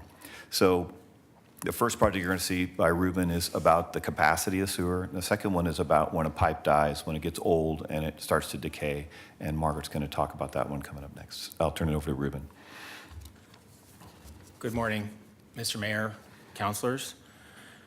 I'm going to talk about the Sunnyside East Reconstruction and Green Streets project. The Sunnyside East project area is in southeast Portland. It's bounded by 44th and 38th Avenues to the east and west, and Stark and Taylor Streets to the north and south. The project was identified in the BES Combined Sewer System Plan as recently as 2012 as being an area with a high risk for sewer backups and street flooding due to undersized combined sewer pipes. A few of the objectives and details of the project will be replacing, adding about 4,800 linear feet of new sewer pipe. The number there should actually read 6-inch to 24-inch diameter because we're including the addition and reconstruction of existing 6-inch sewer service laterals. Much of the pipe in the project area was constructed in the early 1900s. Most of the work will be taking place on local streets. We'll also be building 16 stormwater facilities, also called green streets within the right-of-way. And we've been coordinating with PBOT on the green streets and pavement restoration, as well as the Portland Water Bureau with regards to water line relocations. For public involvement, we've been engaged with the public early on, as early as 2014. We have collaborated with the community to identify impacts and access needs. We provided project updates that have been conveyed via flyers, newsletters, emails, and the project website. We conducted a project area tour with residents at 30% design, and a public open house was held at 60% design. And you'll see from the slide here, I just wanted to mention a couple of notes here. The top photo is the Belmont Library, which according to my source was the very first public library in the city of Portland. We have pipe work that is actually on either side of that on Southeast Yamhill and Taylor Streets, and our public involvement staff is in contact with that library to coordinate access needs. And then the bottom two pictures are Peacock Lane, and as you might be aware, during the Christmas season, there are specific access and traffic control requirements. We've been coordinating with the PBOT traffic engineer to ensure that we meet those requirements. Outcomes of the public involvement have been that we've ensured will ensure adequate access during construction, and that the businesses and residents are well informed and have been engaged throughout the design and will be engaged throughout the construction processes. We will also be applying for a noise permit or variance for work on Southeast Cesar Chavez in order to meet the Portland Bureau of Transportation's traffic control requirements. The night work in Cesar Chavez is expected to last for approximately 3.5 weeks. And the majority of the project will be completed using open cut trench construction methods, replacing the vitrified clay pipe with PVC and reinforced concrete pipe. We're also going to be doing some trenchless work for some of the new sewer laterals, and we're proposing to do pipe bursting for one block between Cesar Chavez and 38th Avenue on Southeast Washington. And again, as I previously mentioned, we're proposing to build 16 stormwater facilities in the right-of-way. The primary purpose of the facilities is to store and infiltrate intercepted stormwater flow and during rainfall events. And the integration of these facilities with our project has allowed us to avoid more costly pipe replacement while still meeting our levels of service for stormwater conveyance. And the project is sufficiently budgeted based on the engineer's estimate of $2.64 million. Our level of confidence is high. We have experience with this type of project. We've identified the conflicts and impacts and issues that will need to carry forward into the construction phase. We expect the project to advertise in early December and for construction to begin in April of 2018. Construction is expected to last for approximately 280 calendar days. We'll be happy to take any questions. Thank you. Colleagues, any questions? So I have a question, and this is going to be procedural. Are you teed up and ready to do the presentation on Concordia? We are. Yes. Okay, so let's do this. Let's keep this open. Could you also read item 933, and then we'll take testimony on both of these. 933, authorize a competitive solicitation and contract with the lowest responsible bidder and provide payment for construction of the Concordia Sewer Rehabilitation Project number E10677 for $4,824,200. Good morning. Once again, for the record, my name is Scott Gibson, and with me here today is Margaret Russell, who's your project manager for the Concordia Rehabilitation Project. This project is the first of the two ways sewers failure, which is they get old and they decay. And so this one's a little bit more straightforward. It is part of our larger program to rehab failing sewers, which is currently scoped 36 efforts. I think 36 projects. This is about the 30th. We spent over $100 million, about $108 million spent to date over the last 7 years. And so Margaret's here to talk about her particular project. Margaret? Good morning, Commissioners and Mayor. My name is Margaret Russell. I'm a Senior Engineering Associate with the Bureau of Environmental Services, and we're here to talk about Concordia Sewer Rehab Project. On the slide, Concordia is in green. The other large-scale sewer projects are in yellow. Concordia is in northeast Portland. It is bound by Lombard, Alameda, and then also Northeast 10th and Northeast 42nd Street. This project is going to be replacing highly deteriorated sewer pipe.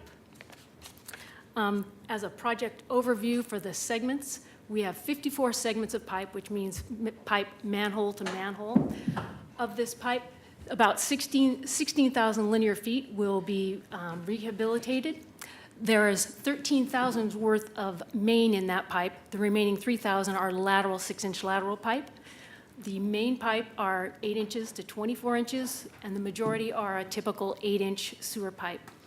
They were constructed between 1919 to 1950, excuse me, and it's a very residential project. 98% of the pipe are in residential streets. We have one on a collector street in Northeast Killingsworth, near Northeast 34th Street. On the screen now, at the top, you see some typical decay and defects in pipe. The top two are main, showing deterioration and some cracks, and then typical lateral issues where there are holes at the connection to the main or a broken pipe at the main. For our construction methods, we will be replacing with PVC pipe. The majority of our work will be open cut. 31 segments are going to be open cut rehab, and we have 12 non-conforming sewer extensions. What do you mean when you say open cut? Does that Open mean you cut means open a trench or what? cutting a trench, yes. Okay, Open cut thanks. trench. Okay, thanks. Yes. I just didn't know. We will also have 11 segments of cure-in-place pipe repair, which is trenchless. Throughout the project, public involvement has been involved. They have been outreaching to homeowners and schools and businesses and the neighborhood associations. They have sent out flyers, done personal contact, newsletters, and had presentations at the neighborhood meetings. There is one school that will be affected, and we will not be doing construction while Alliance High School is in session. For our night work and noise variance requirements, there is only one segment of 24-inch pipe that is being lined, which will require a noise variance for that. Also at that intersection is some street art that public involvement has coordinated with the neighborhood to let them know that there may be some impacts, but we are lining at that situation. We are not doing open cut trench work. As was earlier stated probably, that our engineer's estimate is $4,824,000. We have a high level of confidence. The scope is clearly understood. This is a similar large-scale sewer project. The quantities and unit prices are from recent projects. The schedule, we've tried to take into account any difficulties or constraints, and there are experienced bidders that we expect to be available to bid. What are we looking at in the photograph? What? Oh, it's a typical street with pavement, some raveling on the pavement, which is one of the issues that we sometimes have to deal with restoring the pavement. Is that because of the pipe, or is that Oh, unrelated? this is existing. This is the existing condition where if we have to open cut the pipe, Okay. we would have to deal with restoring this pavement. Got it. Yeah, It seems like it's there's one- a yeah. win-win there.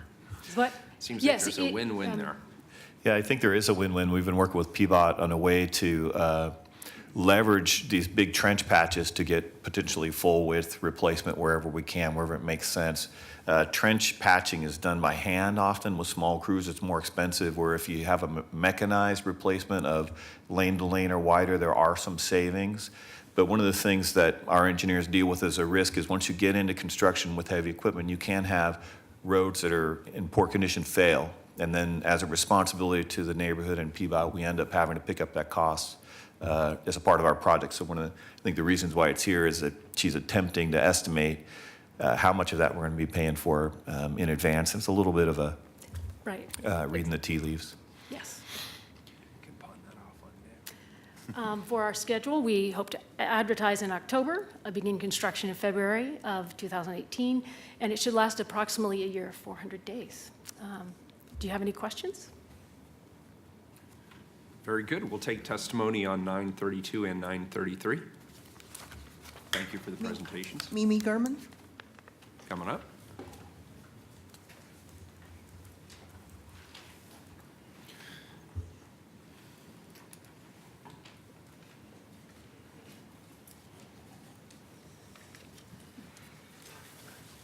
Good morning. Good morning. My name's Mimi Gurman, and I was just listening, and I don't have a problem with fixing, sewage pipes. I was, you guys know I write poetry, and so sometimes I look at the poetry of what is going on around me. And it was interesting to me that the money is somehow available to fix sewer pipes because they need to get fixed. We don't want dirty water going in the rivers. We don't want people drinking dirty water.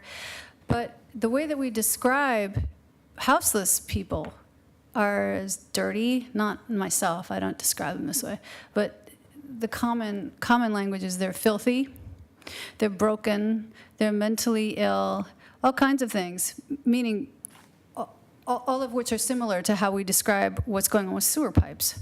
So I'm just saying, maybe we could look at the fact that we're so easy giving money for fixing sewer pipes, which we should be, but apply that to the ease of giving money to fix the houseless problem so that people can have clean water, be clean, have a sense of cleanliness for themselves, be less broken so that they can get fixed through the systems that are here that also need fixing, but at least they're somewhat in place for people to get the therapies that they need, the addiction treatment that they need, to avoid jail, to avoid issues of maybe having their dogs killed because they're living outside and they're not okay. And I just want you guys to think about it. The similarity of how we talk about things and applying money to things and giving contractors money to fix things. I'm asking you to fix the houseless problem. I'm asking you to come up with the fix. We have the money. You gave extra money, and it needs to get used. That's my testimony. Thank you. And please, no more Nazi cops on the police force. Let's fire them all. Good morning. Yes, my name is Lightning. I represent Lightning Super Watchdog X. I guess on 932, my only concern, is I prefer to have local Oregon contractors end up with the bid. My understanding, this is a New York business, and if I'm incorrect, I apologize on that. On the issue, it said that you're going to replace the clay pipe with the PVC. My understanding is the statement you made. I was wondering if we're going to get quite a bit more longevity from going in this direction. Again, you said the diameter would be anywhere from the 6 to 8 inch lateral to the up to 24-inch main.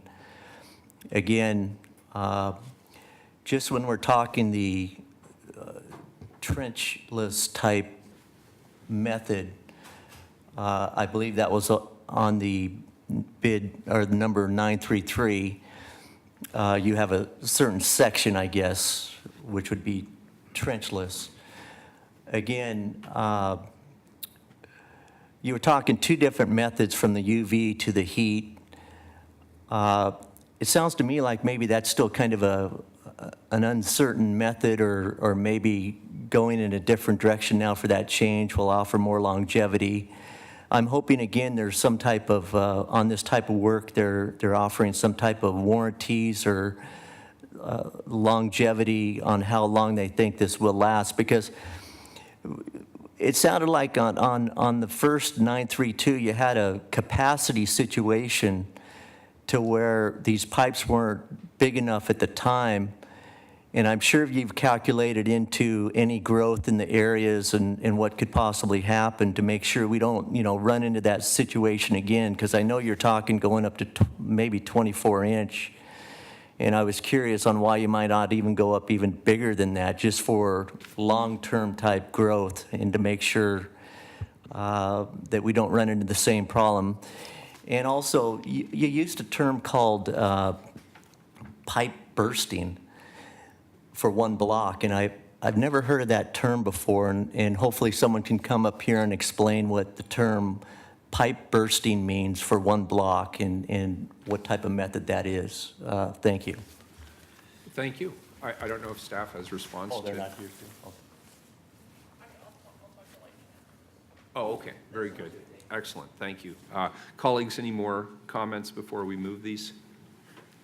Very good. With regard to item 932, this is a first reading of a non-emergency ordinance. It moves to second reading.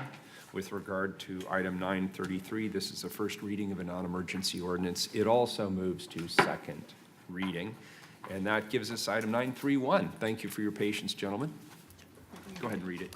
931, authorize Portland Fire and Rescue to provide limited, free-for-service patient transport under unique and unusual circumstances, and authorize application to Medicare as ambulance services provider. Commissioner Saltzman. I'll turn it over to Chief Burns. Very good. Good morning, Mayor and Commissioners. Glad to be here today. Portland Fire and Rescue responds to 63,000 plus EMS calls annually from 30 fire stations, providing emergency life support services. The ordinance here today that we bring to you allows us to kind of move forward and get more innovative and look at more ways of partnering. We also have 2 transport-capable rescues currently that are responding day-to-day on emergency calls. The ordinance today allows us to be in contact with the Center for Medicare and Medicaid Services and to get a billing number. A billing number allows us, on the rare, unique, and unusual circumstances that we do transport someone in one of those 2 ALS units, that we would be able to bill. We have transported during the ice storm, and there wasn't a billing mechanism because we didn't have the proper documentation, and we need to get that all in alignment. So the ordinance allows us to proceed with our efforts to have a billing number for limited transport services, as well as it sets the fee. The fee for transport is set by Multnomah County through their compliance, authorizing the same fee for service that we would charge when and if we did transport as what the current contracted provider for Multnomah County is charging. So that is the ordinance before you today. Thank you. And I'm sorry, I apologize. This is Deputy Chief Joe Budge. He's in my office at the EMS Medical Services Training Division. He's been instrumental in getting the paperwork and get everything in alignment for the accreditation to be able to do the Center for Medicaid Medicare Services. That application process is a very stringent process, and he's taken the lead on that. Thank you, Commissioner Fritz. Thank you. Yeah, thank you for your work on this. I know Commissioner Novick started it, so it's taken a long time to get to this point, which is good. Tell me again, what kinds of vehicles are people going to be transported in?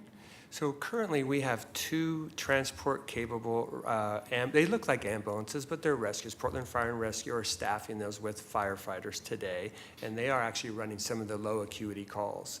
So in this scenario that we're preparing for is when there's a snowstorm or a mass casualty incident where the ambulances are overwhelmed, we could then implement those 2 transport-capable rescues, if you will, into the system and to be able to transport. So there's 2 of those currently being operated today. And they do accommodate somebody lying on a gurney? Yes, I'm sorry. Yeah, gurney. They would look, if you park them next to an ambulance, other than the emblems, they have similar equipment, similar trained personnel. And this is specifically for disasters, emergency service, like weather events, or can you do it at any other time? And we can't do it. Right now, there's a sole provider contract for Multnomah County. Today, it's AMR, and they are the unique provider for the county. So we would only be able to transport in those unique and unusual circumstances. There are some conversations going on with the potential, the new provider that would happen in 2018, that we may be in a partnership where we could subcontract. Today's ordinance at least allows us to get headed in that direction, but it doesn't get in front of that partnership. Good. I hope you keep going with that partnership, because that's currently out for bid. Or correct. Yeah. Yes, we're very much aware and very cautious, and we're looking at getting us in a situation to be able to participate more if we have a chance. but we have a duty today to be able to transport. Thank you.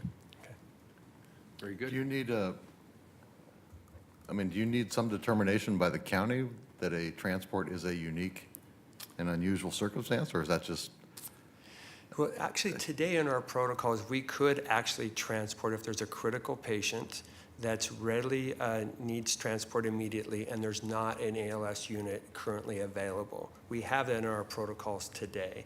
Right. The situation that we're preparing for and trying to be innovative for is when there's a perceived snowstorm or when there's an earthquake would be, we wouldn't have notice, but when we had the snowstorms last winter, we collaborated and we knew where the stresses of the system were going to be. And at that point, we tried to implement additional resources as part of the partnership. Mm-hmm. So the criticalness of a patient is a factor, and the ambulance availability is a factor in identifying the unique and unusual circumstances. So you don't need the county to declare we're in some period of unique and unusual circumstances in order for you to do the transport and in order for you to bill for reimbursement? Correct. If there was an earthquake today and we needed, 50 ambulances, and AMR is a great company, and today at this time, they probably have about 24 ambulances available, we would assume a role of a transporting unit. Mm-hmm. And because this would be a unique and unusual circumstances. If someone just had a 911 call, we would not be transporting. We would not be in violation of the contract. Okay. Mm-hmm. How many fire districts do we have? We have 30 fire stations. That's interesting. So we actually have more coverage than the number of AMR's ambulance. Yeah, absolutely. If a patient is transported by you, who pays for it? Does the county pay for it, or does the individual's own medical insurance pay for it? The ordinance that we're passing today, so we're not entering into a contractual arrangement with Multnomah County or any other private provider. Today, the billing would go to the person's private insurance, or if they had Medicaid, Medicare, we would be able to bill them directly. Is that any different from AMR, if AMR transports? It's exactly the same. It's exactly the same process. They're billing the individual's insurance provider. Thank you. Any further questions for now? Thank you, gentlemen. Public testimony? Everybody on the list left, but Lightning wants to talk. We have one last one. Yeah, gentlemen, you please have a seat, and we'll see if there's any follow-up. Good morning. Good morning.